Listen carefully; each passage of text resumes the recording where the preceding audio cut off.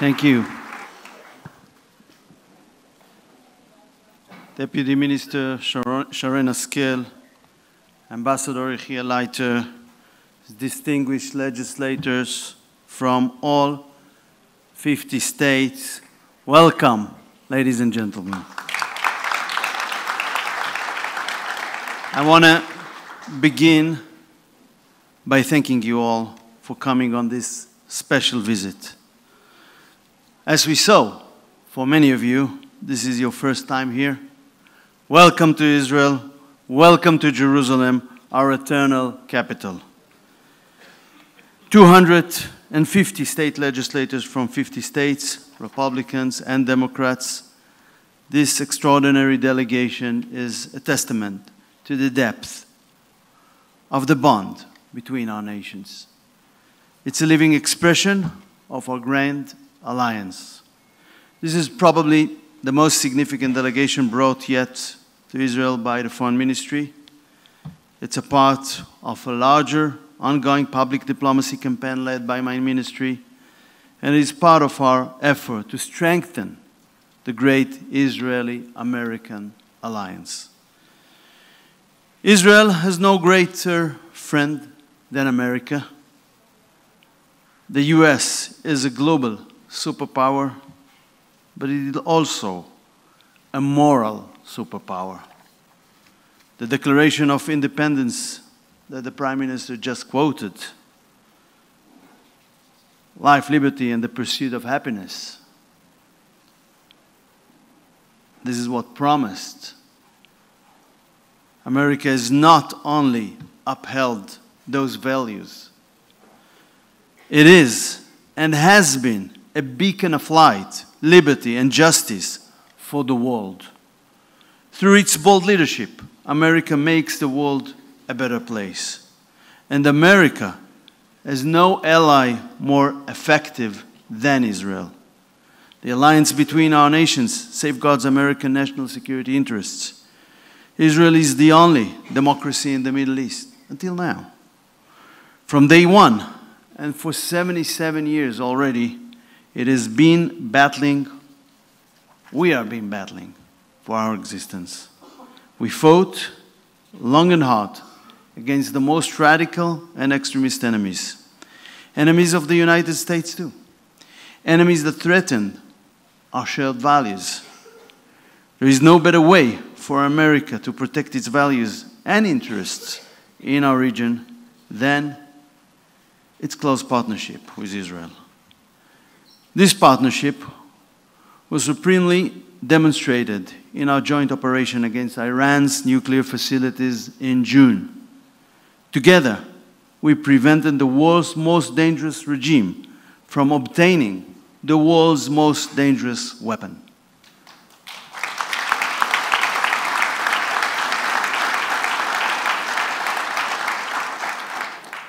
The greatness of the operation, led by Prime Minister Netanyahu and President Trump, reflects the greatness of American leadership in the world. Ladies and gentlemen, we are witnessing a coordinated global effort against Israel today. The Prime Minister had described that.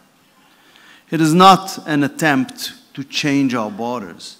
It is not an attempt to establish a Palestinian state.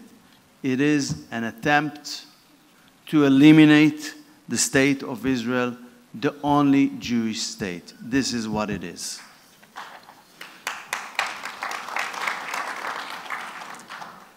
Since Israel's birth, our enemies tried to eliminate us through different military means, wars, and terror from all kinds. All of these efforts failed time and again. When they met the iron will of the Jewish people to defend ourselves, to ensure our own existence, when military means failed, our enemies developed new tools. Their goal remained the same: eliminating the Jewish state. They turned to propaganda, political, legal, and economic warfare. Part of this well-oiled machine is the effort to boycott Israel through BDS and other means. The best answer against BDS until these days has been anti-BDS legislation by your state. You did it, and thank you for that.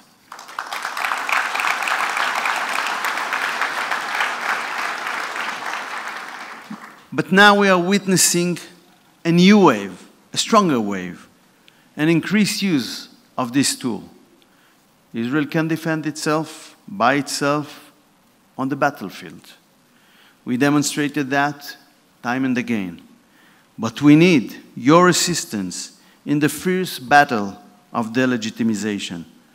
The boycotters must be boycotted.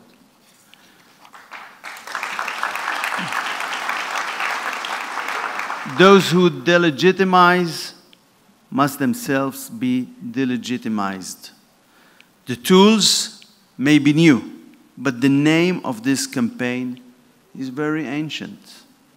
It is anti-Semitism. And its new form is the delegitimization of the state of Israel, the only Jewish state. Anti-Semitism was out of fashion after the Holocaust, but it has come back now stronger than ever. And this new anti-Semitism has unfortunately found its way also into the United States, which is something we hadn't saw in the past. The new anti-Semites who think they can cleverly hunt Jews through economic means must be deterred. There are still some states without BDS laws. We call on you, ensure your home states have laws to protect Israel and Jews against its modern anti-Semitism. To those who already have anti-BDS laws, that's the majority, we thank you. But each and every one of you have the ability to set a personal and powerful example, to fight BDS by turning it on its head. Instead of boycotting Israel, promote engagement with Israel. Instead of divesting from Israel, promote investments in Israel. Everything is good there? Probably. And instead of sanctioning the only Jewish state, speak out clearly against those who use this age-old hatred in a modern way. Distinguished legislators, criticism of Israel's policies is legitimate. But what we are witnessing today in the world goes far beyond that. We are drowning in a sea of fake, of lies, a starvation campaign, a genocide campaign, an apartheid campaign. These are done through social media, and so your presence here is more important than ever. You are on the ground seeing Israel and the truth with your own eyes.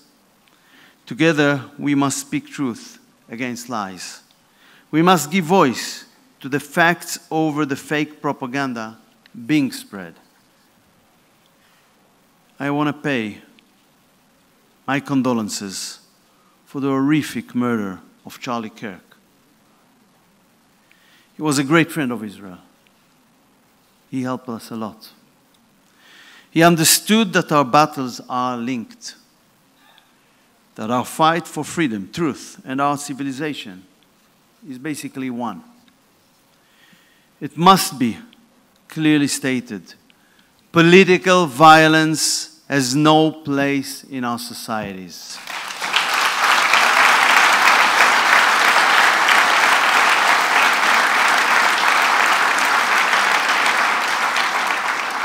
It threatens freedom, attempts to use violence and silencing to settle differences must be denounced. This phenomenon uses harassment, threats, and attempts to bully and scare political opponents into silence. It is not only happening in America, it's also happening around the world. It's happening strongly in Europe. It's happening against Israel and against those standing for our values. Just yesterday, a pro-Palestinian mob sabotaged the Vuelta bicycle race in Spain. They did so with the support and encouragement of the Spanish Prime Minister. It's almost unbelievable. Mr. Sanchez and his communist ministers encouraged violence and praised those who did it also afterwards. It happened just days after he expressed regret at lacking an atomic bomb to stop Israel. The normalization of political violence, and this is a normalization of political violence by the Prime Minister of Spain and his ministers, threatens all that we stand for. It must end now.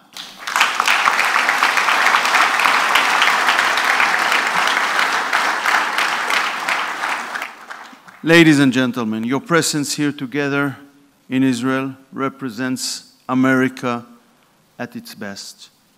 I hope that your time here will be meaningful. Our ministry worked hard to create an interesting and enriching experience. I want to thank the dedicated workers in the foreign ministry who made this special visit possible.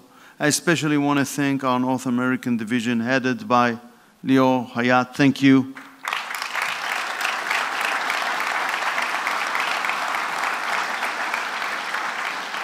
But most of all, I want to thank you, the legislators, our dear guests. We are counting on your support. We are counting on your friendship, partnership, and leadership. We look forward to taking our great alliance to new heights. God bless America. God bless Israel. And as we approach the Jewish New Year, I wish you all a Happy New Year. Shana Tova. May it be a year of strength, truth, and hopefully of peace. Thank you all.